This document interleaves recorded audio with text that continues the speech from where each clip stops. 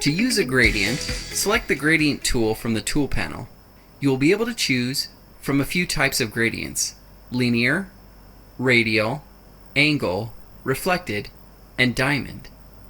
You can adjust the color mode, the opacity, and a few more options here in the options bar. You can see that when choosing your gradient, there are a bunch of preset gradients. You can use these or create your own.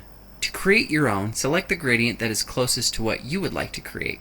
In this case, we're going to create a 2-color gradient, so we'll select this 2-color one. Then double-click in the color preview box here in the options bar. It will bring up the options to change the color.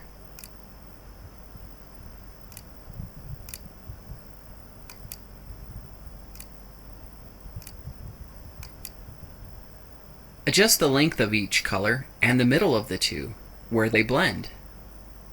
You can click to adjust the opacity of each color.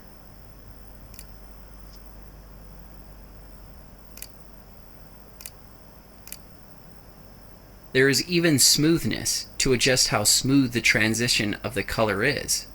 Then go ahead and name your custom gradient.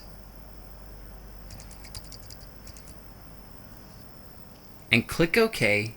Now you've created a custom gradient that you've saved for use now or at any time in the future.